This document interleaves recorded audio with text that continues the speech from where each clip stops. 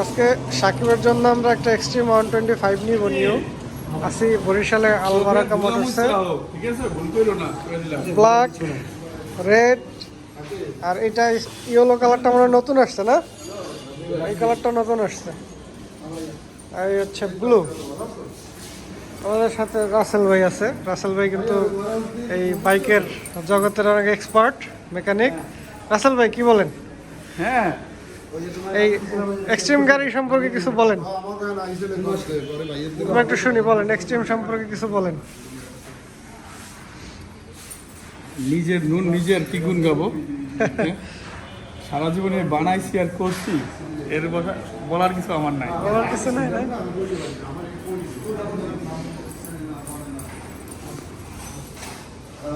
কোন কালারটা ভাল লাগে সাকিব? তোমার কোন কালারটা ভাল লাগে? ব্ল্যাক, রেড, ইয়েলো, ব্লু, কোনটা?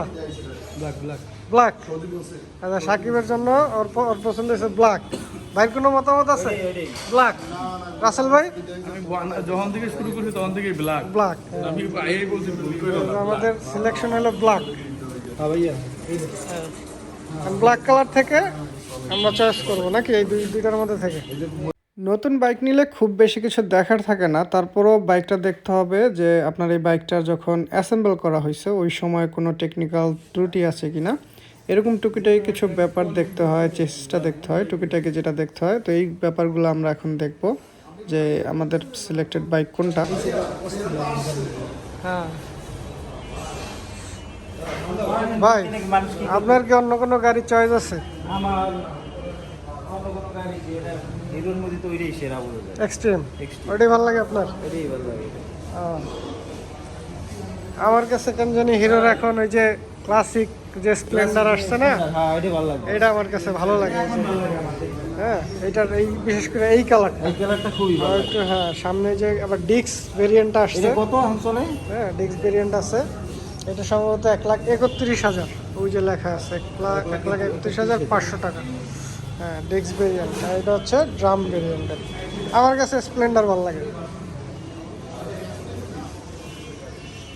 আচ্ছা, হিরোর আপডেট প্রাইস যদি একটু ফাঁকে দেখাই, এটা হলো আপডেট প্রাইস এক্সট্রিম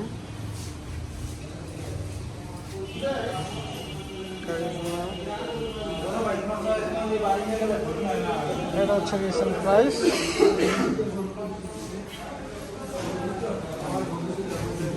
তো আমরা সামনে থেকে সিলেক্ট না করে পিছনে আরও বাইক আছে, এক্সট্রিমের অনেকগুলো বাইক রাখা আছে, এইখান থেকে একটা বাইক আমরা সিলেক্ট করব। বাইক হচ্ছে আসলে নতুন বাইক, অনেকে বলবে যে সব কিছু তো নতুনই, এখানে দেখার কি আছে, কিন্তু এখানে মূলত দেখার বিষয় হচ্ছে নতুন বাইকের অ্যাসেম্বল করার সময় বেশ কিছু টেকনিক্যাল ফল্ট থাকতে পারে, কিছু বাইকের চেসিস বাঁকা থাকতে পারে। হ্যাঁ, আর এছাড়া মিটারটা দেখে নেবেন, যদি মিটারের ব্যাটারি লাইন ডিসকানেক্টেড করা আছে, মিটারে দেখে নেবেন কত কিলো বাইকটা রান হয়েছে। এছাড়া বাইকের অন্য অন্য যে ব্যাপারগুলো আছে এগুলো একটু ভালো করে দেখে নেবেন। অনেক সময় গাড়িগুলো ট্রাকে আসে, তো এইসব জায়গায় অনেক অনেক সময় দাগ থাকে বা ঘষা মাজার দাগ পড়ে যায়। কিন্তু ঘষা মাজার দাগ গাড়িতে পড়বেই, কিন্তু তার মানে এই না যে আপনি নতুন যখন কিনে নেবেন তখনই এই দাগগুলো থাকবে অবস্থায় কিনে নেবেন, এরকমটা না। তো এই জিনিসগুলো ভালো করে দেখে নেবেন। এই দাগগুলো থাকতে পারে, কোনো জায়গায় কোনো টেকনিক্যাল ফল্ট থাকতে পারে। এছাড়া টায়ারের গ্রিপ থেকে শুরু করে সব কিছু একটু ভালো করে চেক করে নেবেন, যেহেতু নতুন বাইক কিনতেছেন। আপনার হাতে তো অপশন আছে, এমন তো না যে একটা বাইকই আপনার আছে একটাই নিয়ে নিতে হবে, এরকম তো না। তো এই জন্য দেখে নেবেন। অ্যাসেম্বলের সময় অনেক বাইকে কিন্তু টেকনিক্যাল ফল্ট থাকে, এটা কিন্তু মানে নতুন কিছু না, অনেকেরই এরকম পাওয়া গেছে যে টেকনিক্যাল ফল্ট আছে। এছাড়া হয়তো বা দেখা যায় যে হাজারে একটা বাইক পড়লো যেটা চেসিসে একটু প্রবলেম, সেই বাইকটা আপনার হাতে চলে গেলো, এরকমও হতে পারে। আর এছাড়া আরও অনেক ঝামেলা আছে যেগুলো হয়তো বা এইভাবে বলা যায় না ভিডিওতে, বাট এগুলো নিজের বুঝে নিতে হয়। আর এছাড়া এই সব কিছুর সামনে বা পেছনে যে ফিটিংসগুলো এগুলো ভালো করে দেখবেন। সাকিবের এই বাইকটাতে একটু মনে হলো যে ওর সামনের এই কিটটা নড়তেছে, তো এই জন্য আমরা ভালো করে অন্য বাইকগুলোর সাথেও কম্পেয়ার করে দেখলাম যে না আসলে এটা কি প্রত্যেকটা বাইকে এরকম না ওই বাইকটাতে একটু বেশি নড়তেছে, এগুলো মোটামুটি কম্পেয়ার করে নিলাম। আর একটা ব্যাপার হচ্ছে এই বাইকটা যেহেতু এবিএস, নতুন যে আপডেট বাইকগুলো আছে ওইটায় যে জিনিসগুলো আপডেট ভিজিবল যে জিনিসগুলো ওইগুলো একটু ভালো করে চেক করে নেবেন। যেমন হিরো এক্সট্রিম 125 আর বাইকটাতে কিন্তু এবিএস ব্রেকিং আছে। তো এই এবিএসটা আপনি কিন্তু চালাই নিতে পারবেন না, কারণ এবিএস তো এই বাইকটাতে 20-এর উপরে না উঠলে তো এবিএস কাজ করে না। তো আপনি তো আর এখন এই বাইকটা চালাই দেখতে পারবেন না। সেই জন্য যেটা করবেন যে এই বাইকটার আপনি ডিস্ক যে আছে, এবিএসের যে সেন্সরের যে ডিস্কটা আছে, এইটা একটু ভালো করে চেক করে নেবেন যে এটা কোথাও কোনো ধরনের টাল কিংবা বাঁকা আছে কিনা, তাহলে কিন্তু আপনার এবিএস মিস করবে।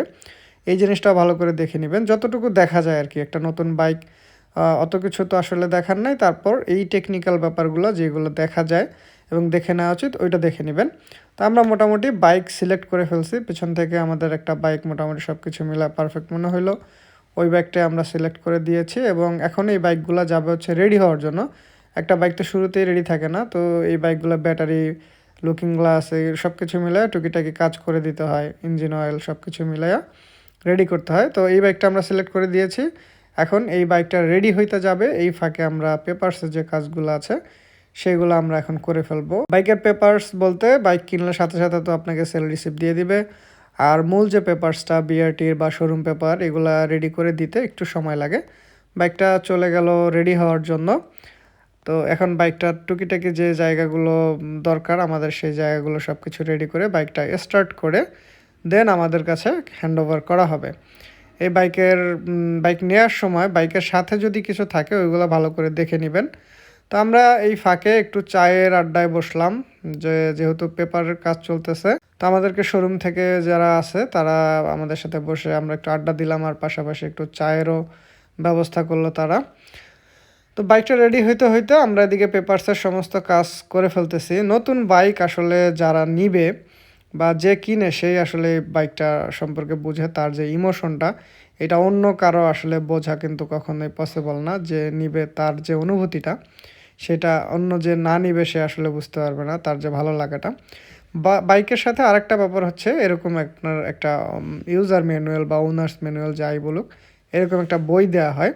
এই বইটা কিন্তু সব বাইকের সাথে দেওয়া হয়। আপনি যে কোনো বাইক কিনবেন, যে কোনো কোম্পানির বাইক কিনবেন, এটা কিন্তু দেওয়া হয়। এই বইটায় আপনার বাইক সম্পর্কে ডিটেল দেওয়া আছে, হ্যাঁ, লেখা আছে দেখেন ওনার্স ম্যানুয়াল, এটা ডিটেল লেখা আছে। তো টায়ার প্রেশার থেকে শুরু করে আপনার বাইকের অনেক ব্যাপারই লেখা আছে। তো এই জায়গাগুলো কিন্তু খেয়াল রাখতে হবে, যে এই বইটা আপনারা সাথে নিয়ে যাবেন, চেষ্টা করবেন এই বইটা ঘরে কোথাও রেখে দেওয়ার, আর এটা একটু বের করে পড়েও নেবেন। তো আমাদের বাইক ফাইনালি স্টার্ট হয়ে গেল। এখন আমরা একটু চেক করে নিব যে বাইকে সব কিছু ঠিক আছে কিনা। আর ওডোতে দেখতে পারতেছি যে বাইকটা কত কিলোমিটার রান হয়েছে আসার পরে। তো ওডোতে দেখলাম যে না, বাইকটা ঠিক আছে। অন্য অন্য সব দিক আমরা একটু দেখে নিলাম। মাত্র 3 কিলোমিটার বাইকটা রাইড হয়েছে, এটা 3 কিলোমিটার ম্যাটার না, এটা হতেই পারে। আর বাকি সব কিছু আমরা একটু টেস্ট করে নিলাম, হেডলাইট থেকে শুরু করে এর টার্ন ল্যাম্প, কোথাও কোনো টেকনিক্যাল ফল্ট আছে কিনা। ওয়ারেন্টি আছে, তারপরও নেওয়ার পরপরই যদি একটা বাইকে কোনো ধরনের সমস্যা দেখা দেয়, তো এটা তো নিজের কাছেও খারাপ লাগে। তো ফাইনাল সব কাজ চেক আপ করা শেষ, অ্যান্ড এখন ওরা ওদের শোরুমের যে স্টিকারটা ওইটা আপাতত লাগাই দিতেছে, যেহেতু বাইক এখনও পেপারস হয় নাই আর নাম্বার আসে নাই, সেক্ষেত্রে ওদের মার্কেটিংয়ের জন্য ওরা এটা লাগাই দিচ্ছে। তো আমাদের মোটামুটি বাইকের সেট আপের যে কাজগুলো সেটা রেডি হয়ে গেছে। এখানে এটা হচ্ছে হিরোর service centre, sale and service point দুইটাই, 3S সেন্টার যেটা। তো ফাইনালি যেটা এখন পালা সেটা হচ্ছে বাইকের যে চাবি, বড় চাবি নিয়ে ছবি তোলা। এটা হচ্ছে বাইকের একেবারে লাস্ট স্টেপের কাজ। আমরা সেই লাস্ট স্টেপে চলে আসছি। আমাদের পেমেন্ট, সেল রিসিপ্ট সব কিছু ডান, আর বাইকও রেডি হয়ে গেছে। আর আমরাই ছিলাম আজকের একদম লাস্ট কাস্টমার। আমাদের জন্য শোরুমটা, মানে আমরা আসতে একটু দেরি করে ফেলছি, তো আমাদের জন্য শোরুমটা বন্ধ করতে পারে নাই। আমাদের কাজ শেষ করে আমাদের বাইকটা হ্যান্ডওভার করে শোরুমটা বন্ধ করে ফেলবে। তো হিরোর থেকে, আলবারাকা মোটরস থেকে বরিশালে আমরা বাইকটা নিলাম। এখন শোরুম তাদের পেজ থেকে ছবি টবি তুলে রাখলো, তাদের যে ফর্মালিটি সেগুলো শেষ করে বাইক আমাদেরকে বুঝাই দিল। অ্যান্ড তারা আরেকটা যে কাজ করছে সেটা হচ্ছে, তাদের বাইকের সাথে একটা করে টি শার্ট থাকে। তো যেহেতু ভালো সম্পর্ক তাদের সাথে, সেই ক্ষেত্রে আমাদেরকে কিন্তু তারা 2টা টি শার্ট দিছে, স্পেশালি আমার জন্য একটা গিফট হিসেবে তারা এটা দিছে, এই জন্য তাদেরকে থ্যাঙ্কস। তো ফাইনালি আমরা সাকিবের জন্য একটা নিউ এক্সট্রিম 125 বাইক নিয়ে নিলাম। বাইকটা আমরা নিয়ে বের হইলাম শোরুমের সামনে, অ্যান্ড এখন বাসায় যাওয়ার পালা। আর বাসায় যাওয়ার আগে আমাদেরকে যাইতে হবে ফুয়েল পাম্পে, কারণ নতুন বাইকের সাথে খুব বেশি একটা ফুয়েল দেওয়া থাকে না। দুইটা জিনিস মাথায় রাখতে হবে, ফুয়েল পাম্পে গিয়ে ফুয়েল নিতে হবে। তো আমরা চলে আসছি ফুয়েল পাম্পে। অ্যান্ড নেক্সট যেটা মাথায় রাখতে হবে সেটা হচ্ছে বাইকটার যে ইঞ্জিন অয়েলটা, এটা কিন্তু যত দ্রুত সম্ভব 200-300 কিলো বা সর্বোচ্চ 500-র মধ্যে ডাউন দিয়ে দিতে হবে। সবাই ভালো থাকবেন, আল্লাহ হাফেজ।